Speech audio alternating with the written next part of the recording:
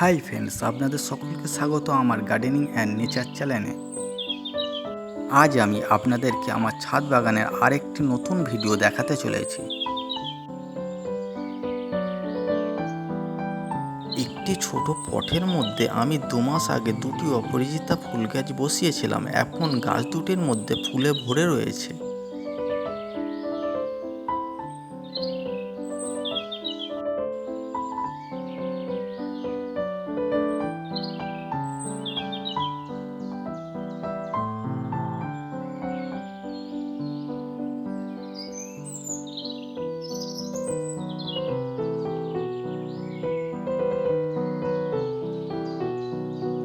গ্রীষ্মের ছাদ বাগানে আমি আপনাদেরকে আমার ছাদ বাগানের কলা গাছটি দেখিয়েছিলাম। যদিও এখনও কলা ধরেনি, তবে এর পাশ দিয়ে আরও দুটি নতুন কলা গাছ বেরিয়েছে।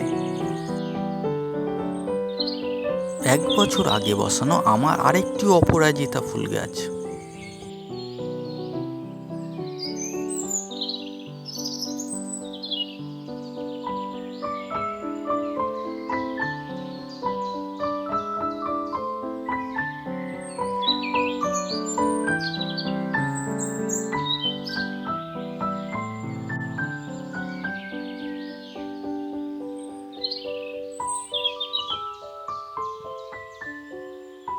এখন থেকেই আমি বস্তার মধ্যে কিছু গাঁদা ফুলের গাছ বসিয়ে রেখেছি এবং তারই সঙ্গে সঙ্গে কিছু হলুদ গাছও রয়েছে।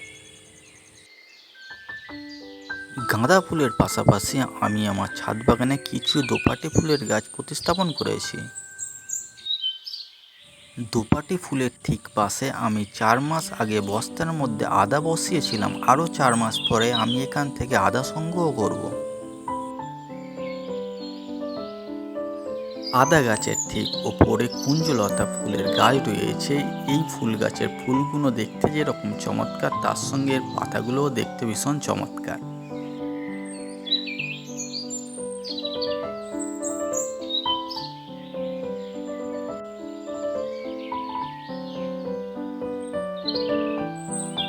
আদা গাছের বস্তার মধ্যে একটি আমনি থেকে লঙ্কা গাছ হয়েছে। গাছটির মধ্যে অজস্র ফুল এবং কিছু লঙ্কা ধরে রয়েছে।